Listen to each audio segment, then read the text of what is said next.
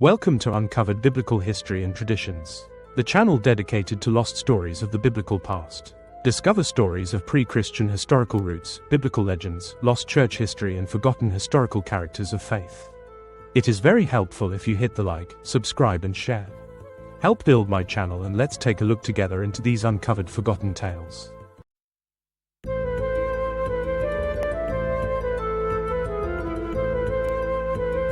What if I'd told you that the very foundations of Christianity weren't built by Romans, Greeks, or even Middle Easterners alone, but by a forgotten army of British missionaries whose names have been erased from most history books? What if the bishops who led the early Christian church, the men who walked with Peter and Paul, weren't from Rome at all, but from a mysterious island sanctuary called Avalon? Imagine this, it's the 1st century CE, and while most people imagine early Christianity spreading from Jerusalem through the Roman Empire, there's another story unfolding. On a remote island in Britain, in a place called Avalon, something extraordinary is happening. This isn't just any religious settlement, this is ground zero for what might be the most ambitious missionary campaign in human history. And at the center of this forgotten chapter stands a man whose story will make you question everything you know about the early Catholic Church. His name was Clement, but not the Clement you might have heard of. This Clement was British, born and raised in Avalon, and he would go on to become the 2nd Bishop of Rome, handpicked by Saint Peter himself. But here's where it gets interesting. According to newly examined historical records, Clement wasn't alone. He was part of what can only be described as a British missionary invasion that flooded the ancient world with some of the most fearless evangelists history has ever known. Let's start with Clement's story, because it reads like something out of a thriller novel. In the mysterious British Bethany records, documents that most historians have overlooked, Clement is described as an eminent British missionary stemming from Avalon. But this wasn't just any missionary. This was a man so trusted by the apostles that Saint Peter himself ordained him as the 2nd Bishop of Rome. Now, here's where historical detective work gets fascinating. For centuries, scholars have debated the succession of early Roman bishops. Most sources agree on the lineup, Linus first, then Clement second. But one curious detail keeps appearing in the records, a 12-year gap between Linus and Clement. 12 years. What happened during that time? The answer lies in understanding what Avalon really was. This wasn't just a religious community, it was a training ground for missionaries who would spread across the known world with what historical records describe as fiery zeal that flamed across the known world like an unquenchable fire. Clement had a companion in this mission, a fellow Briton named Mansuetus. Together, they tackled one of the most challenging missionary territories of the ancient world, Illyria, in what's now the Balkans. But Clement's journey didn't end there. After Mansuetus perished in the mission field, long before he would receive his own martyrdom, Clement made his way to Rome. Imagine the scene. A British missionary arrives in the capital of the empire that had conquered his homeland just decades earlier. The Romans had dragged British royalty, including a man named Caractacus, to Rome as captives. But Clement wasn't coming as a prisoner, he was coming as an apostle, carrying credentials directly from Saint Peter. According to Culdees, writing in De Patribus Apostolicis, Saint Peter made this remarkable statement about the bishops he had personally ordained: of Antioch, Eudoius, ordained by me, Peter. Of the Church of Rome, Linus, son of Claudia, was first ordained by Paul, and after Linus's death, Clemens came second, ordained by me, Peter. Did you catch that detail? Linus was the son of Claudia, and Claudia, according to these records, was British. So both the 1st and 2nd bishops of Rome had British connections. This wasn't coincidence, this was a pattern. But Clement's story gets even more intriguing. After establishing himself in Rome, he became known as Clemens Romanus, Clement of Rome. This is the same Clement that St. Paul references in his epistles, though most people never realized he was originally British.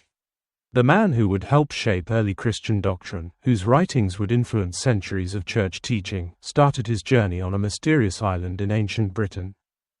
Now, if Clement's story sounds remarkable, wait until you hear about Marcellus. This man represents something even more extraordinary: the systematic exportation of British Christianity to continental Europe. Marcellus was born to what the records call the Silurian purple. Essentially, he was British nobility. But unlike many nobles of his time, Marcellus underwent conversion at Avalon, baptized by the successors of Joseph of Arimathea years after Joseph had died. And then he did something that would reshape European Christianity. He headed to Gaul, modern-day France, to build churches. His first target, the city of Tongres, where he established a church and became its first bishop. But Marcellus wasn't thinking small. His next move was to found what became the Archbishopric of Treves, modern-day Trier, Germany. And here's the kicker: historical records show that for centuries afterward, the archbishops of both Treves and Reims were supplied by the mother church at Glastonbury, Avalon. Centuries of British church leadership in the heart of continental Europe. Think about what this means. While most history books focus on how Christianity spread through Roman networks, there was apparently this parallel British network that was just as influential, possibly more so in certain regions.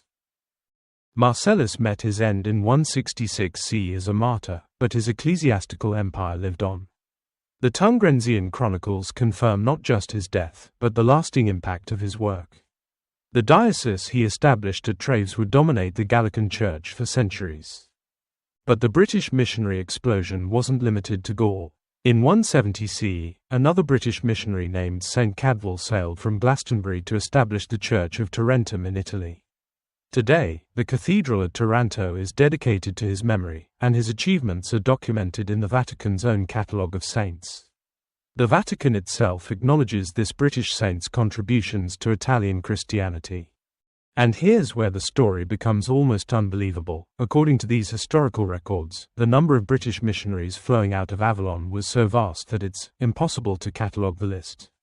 The phrase used in the ancient documents is that their names are legion, a biblical reference that suggests numbers beyond counting.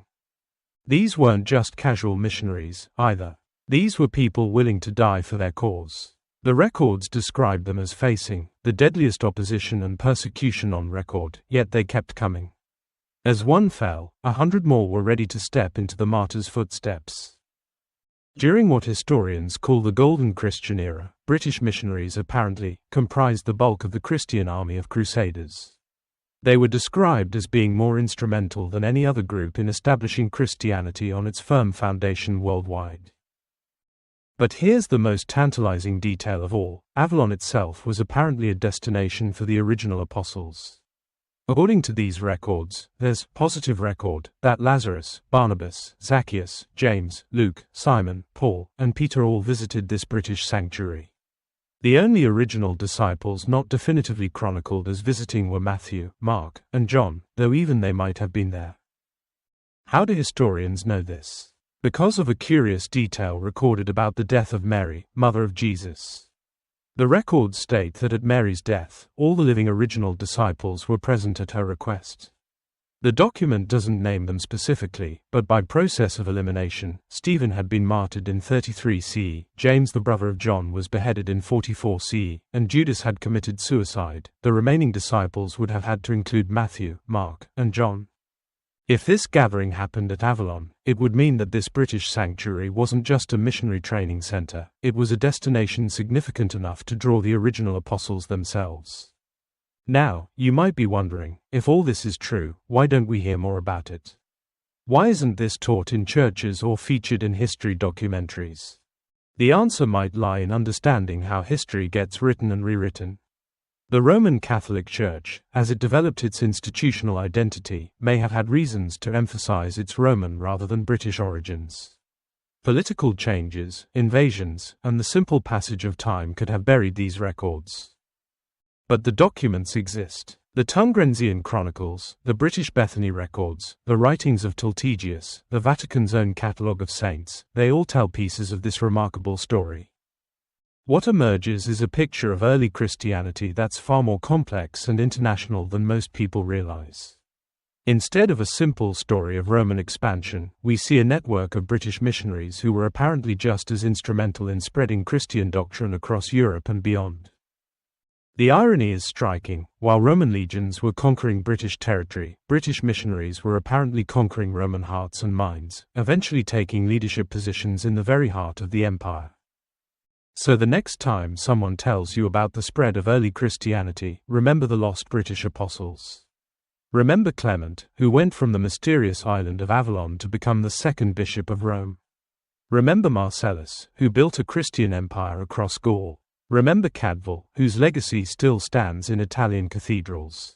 And remember the hundreds, perhaps thousands, of unnamed British missionaries whose fiery zeal flamed across the known world like an unquenchable fire. Their stories challenge everything we thought we knew about how Christianity conquered the ancient world. And they raise a fascinating question: what other forgotten chapters of history are waiting to be rediscovered? If you would like further context and the rest of the story, check out previous videos and future videos. If you would like more information where to research this subject, pause this image and look into these resources or find resources in description. If you have book sources or links of your own on this subject, please share in comments or email me. Thank you. I hope you enjoyed this forgotten biblical story. Leave a like, comment, share and subscribe. This is very helpful. Join me next time for another lost story of our biblical history.